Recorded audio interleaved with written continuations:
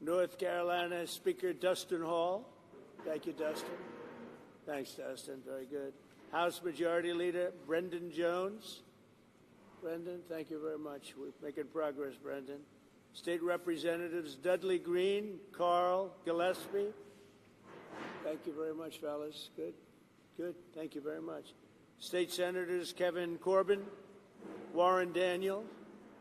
Thank you. Thank you very much, Kevin, Warren. And County Commissioner Jennifer Best. Thank you, Jennifer. Thank you. So Hurricane Helene was one of the worst natural disasters in American history. It was far worse than it was even billed.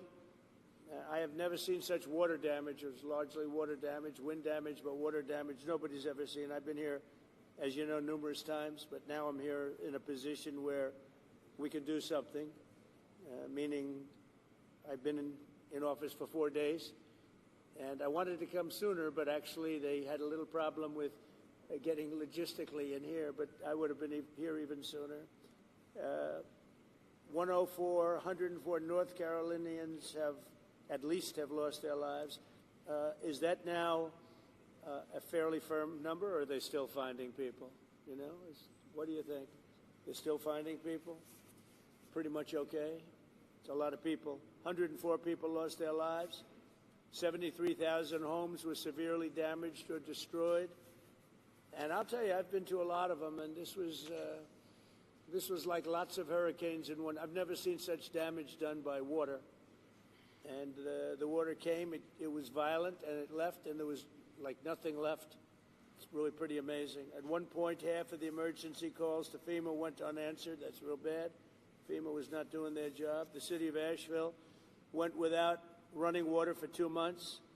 A whistleblower testified that some FEMA employees refused to help people who displayed Trump signs on their property. I think that's true, isn't it? I read that. It's not nice. That's not too nice, is it? But whoever those property people were, thank you very much. Michael, is that true? That's not good, huh? About the property owners, you put a Trump sign on and they wouldn't help? FEMA. Earlier this year, FEMA kicked 2,000 North Carolinians out of their temporary housing into below freezing temperatures. What was that all about? Is that, you know about that? What happened? Tell me. We had an incompetent administration under Biden, and we had a disaster, and then we call it the disaster after the disaster. That was the FEMA response. You had nothing but disaster since then. It doesn't matter at this point. Biden did a bad job. Some residents still don't have hot water, drinking water, or anything else, and many of them don't have quarters. They don't have anything. They got a stipend for what they lost, and we're going to take care of it. This is totally unacceptable, and I'll be taking strong action to get North Carolina the support that you need to quickly recover and rebuild. We're working on it very hard, and I think if Michael Whatley does half as good a job for North Carolina as he did for my campaign, we'll be very happy. Him and Laura were a very powerful team. So you think you can handle it, Michael? I don't know. I'm not sure, Michael. I think this is maybe in many ways easier, okay? Maybe easier. But you're going to lead the team. Do you want to say who the congressmen are that you want to appoint? Do you want to introduce them? We have Virginia Fox, Chuck Edwards, and Tim Moore, whose districts encompass the area. And they are the districts that were most severely impacted, right? You were affected then, Virginia? Yes, lost my own driveway. Really? No. I'll also be signing an executive order to begin the process of fundamentally reforming and overhauling FEMA, or maybe getting rid of FEMA. I think, frankly, FEMA is not good. I think when you have a problem like this, I think you want to go and, whether it's a Democrat or Republican governor, you want to use your state to fix it and not waste time calling FEMA, and then FEMA gets here and they don't know the area, they've never been to the area, and they want to give you rules that you've never heard about. They want to bring people that aren't as good as the people you already have. And FEMA's turned out to be a disaster. And you could go back a long way. You could go back to Louisiana. You could go back to some of the things that took place in Texas. It turns out to be the state that ends up doing the work. It just complicates it. I think we're going to recommend that FEMA go away. And we pay directly. We pay a percentage to the state. But the state should fix this. If the state did this from the beginning, it would have been a lot better situation. I think you guys agree with that, right? So I just want to say that Asheville, I know it well. It's a great place, and we're going to have it be a great place again. That was the one that was most severely affected. But North Carolina is going to come back bigger, better, stronger than ever before. And you're going to be very thankful. And you've already seen, I know that it really began 4 days ago, but you've already seen more action than you have in the last 3 months. And we're going to get it together. We're informing the Army Corps of Engineers to get going because you have a lot of river breaks and a lot of areas that you're going to need some pretty big work. And they're on their way. They're going to be working much harder than they've been working in the past, and we're going to take care of it. Any questions from the press of any of the congressmen, governor, anybody? Sir, are you going to sign an executive order on FEMA, getting rid of it? Can you say more about signing an executive order to get rid of FEMA, please? FEMA has been a very big disappointment. They cost a tremendous amount of money. It's very bureaucratic, and it's very slow. Other than that, we're very happy with them. Okay, and I think when there's a problem with the state, I think that problem should be taken care of by the state. That's what we have states for. They take care of problems. And a governor can handle something very quickly. You know, one of the things I've noticed, because I've been doing this for a while, and we had a pretty good FEMA, but I also noticed that when they come, they end up in arguments. They're fighting all the time over who does what. It's just not a good system. This system is so beautifully designed over 250 years approximately, you know, and we'll soon be celebrating the 250th year. It's going to be a very big celebration. But it's been designed very well, and we're going to leave it that way. When North Carolina, South Carolina, Florida, Tennessee, when everybody knows the governor of Tennessee, I think, everybody? Do you know everybody here, pretty much? I never thought of it, but you're right over the ridge. Right over the hillside. So you're here to help. That's great. The people in this region, including Tennessee, the people of Appalachia, are grateful that you are here and that you haven't forgotten it. And that there are other disasters, but this one was enormous for both North Carolina and Tennessee. So thank you. You know, I've seen a lot of disasters. And when I came here right after, the day after. And when I came here, I couldn't believe it, actually. I couldn't believe the damage. And I've seen a lot of them. This was more like a tornado than it was what we witnessed. So we're going to get it very much taken care of. Good job. That's nice that you came. And so you call it you're right over the ridge, right, Tennessee? Over the ridge, yes. I like Tennessee too. Let's see, where did I get more votes, Tennessee or North Carolina? I hate to tell you, North Carolina, it was Tennessee. There's one of the counties in this disaster that had 88% for you. So 88%, yeah. No, the people are just incredible people. Yeah. So, do you have any questions, press? Yes, Mr. President, you talked about conditions being placed on aid to California, voter ID, and the like. Are there any conditions that you're going to put on aid to North Carolina? We're going to do a lot for North Carolina. You know, they've been very slow. I don't know why it's been so bad. This has been one of the worst I've seen. Katrina, of course, you know, was something that obviously that was a long time ago. That was not good. But this has been very slow. I don't know if that was for political reasons because they lost the state. You know, Biden lost the state. Maybe he felt he doesn't care.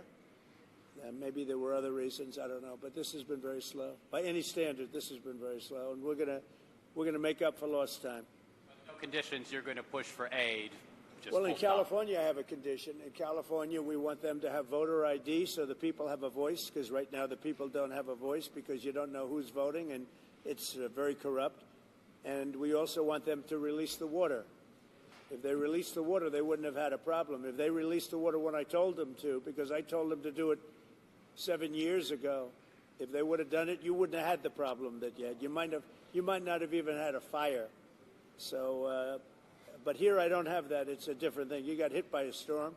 The people are incredible. They worked really well. Franklin was fantastic, and other groups. By the way, other groups came in that were also fantastic, and other states came in. Tennessee and a couple of others came in, and they really helped. That's the way it's supposed to be. No, this is a different kind of a thing. Mr. President, have you decided how much funding you would allocate for About what? Have you decided how much funding you would allocate for disaster relief? I haven't. I have to see what it is. Are you disappointed that Senator Schiff hasn't joined you on this trip?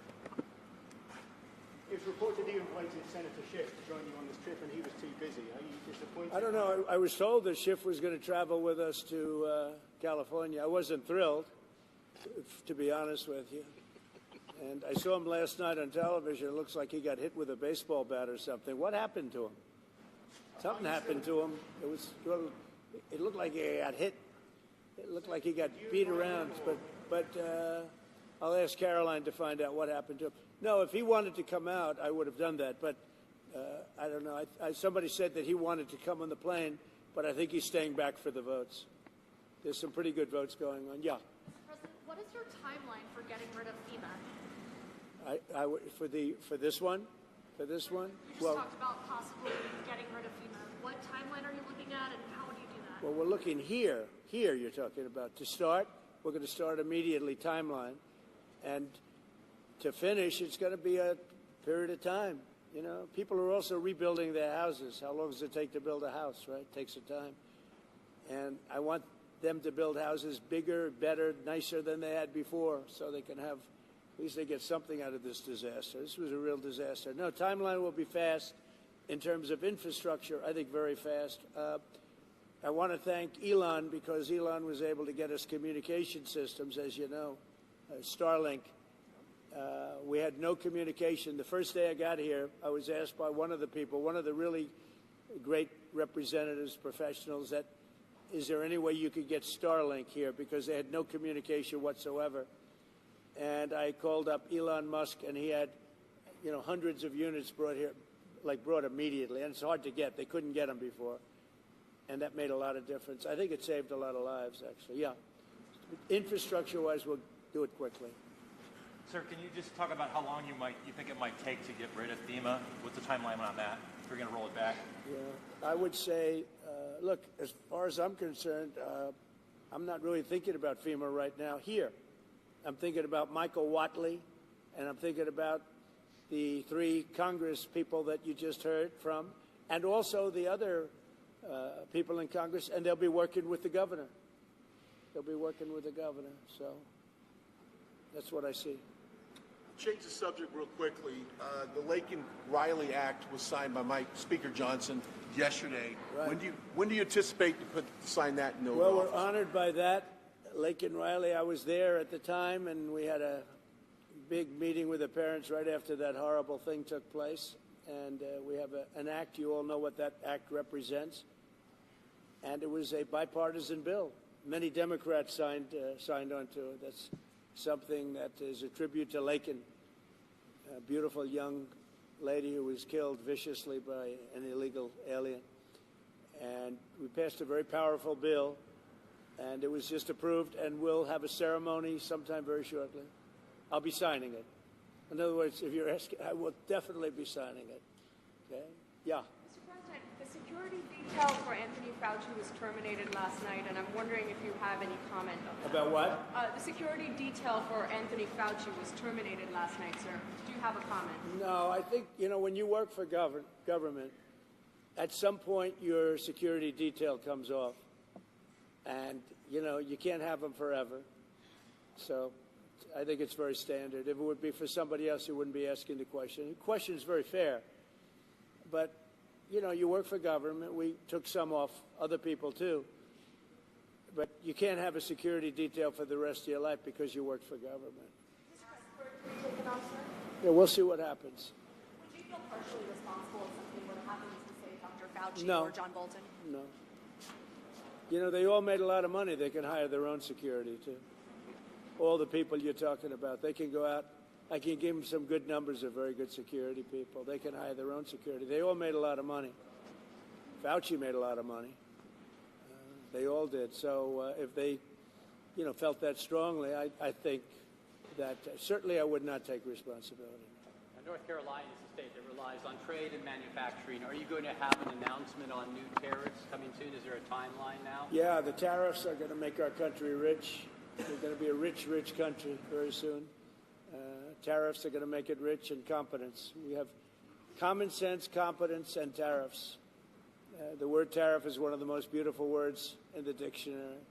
Jonathan Reynolds, the business secretary of the United Kingdom, said that there's an even trade between the U.S. and the U.K., so they shouldn't have tariffs. Does trade imbalances or a balanced trade affect tariffs and your decisions? Yeah, unbalanced and balance, and also deficits. Like with Canada, we lose $200 billion a year with Canada. That's because we allow them to make cars. We allow them to take lumber. We don't need their cars. We don't need their lumber. We don't need their food products because we make the same products right on the other side of the border. It's sort of crazy. So we've just allowed that, bad management has allowed it over the last 4 years in particular to become very imbalanced. And I said I call him Governor Trudeau, but he's Prime Minister Trudeau when he was Prime Minister. I asked him, why would we do that? Why? And he was unable to give me an answer. He said, I don't know. And I said, do you think it's fair that we're paying $200 billion to keep Canada going? And what would happen, I asked him, what would happen if we didn't do that, if we didn't subsidize Canada? He said, we'd be a failed nation. And I said, then you should be a state. Because why are we paying all of that money to Canada when, we could use it ourselves, right? So we take care of their military. We're going to order about 40 Coast Guard big icebreakers, big ones. And all of a sudden, Canada wants a piece of the deal. They say, why are we doing that? I mean, I like doing that if they're a state, but I don't like doing that if they're a nation. Also, they've been very nasty to us on trade. Historically, Canada has been very, very bad to us, very unfair to us on trade. So we'll see how it all works out. I would love to see Canada be the 51st state. The Canadian citizens, if that happened, would get a very big tax cut, tremendous tax cut, because they're very highly taxed. And you wouldn't have to worry about military. You wouldn't have to worry about many of the things. You'd have better health coverage. You'd have much better health coverage. So I think the people of Canada would like it, if it's explained. But just to start off, they'd have a massive tax cut. And they'd have a lot more business because then we'd let business go to Canada routinely and there'd be no tariffs. If we did that, there'd be no tariffs. So the United Kingdom might be in a better spot then. Reverend Franklin Graham has been a great asset to the state. Talk a little bit about the way the Samaritan Purse has helped North Carolina. Yes, once again, the first... Reverend Franklin Graham has been a big part of Samaritan Purse and their aid to North Carolina. I just want to get your thoughts on that. Well, Franklin Graham has been a big asset to the state. His father was a big asset to the state, to the country, both of them. I just think this. I think Franklin and other people that are doing what Franklin have done, but, I've known Franklin so long. He was at the inauguration. He made a speech, beautiful prayer. He does a great job. And we made a big donation, and it was money well spent. Sometimes you make donations, it's not well spent. He's done a great job here. He's done a really great job. So I want to thank you. We're going to the site now, and one of the sites, and for those that haven't seen it, you won't even believe it, but not enough work was done. We'll get it done fast. And I can speak for the Republican congressman. We're going to knock it out, right? We're going to knock it out. And I think we take it very personally because North Carolina was very unfairly treated, very, very unfairly treated. And it was obvious. It was too obvious. And we're going to make up for lost time. So thank you to the people of North Carolina. Thank you, everybody.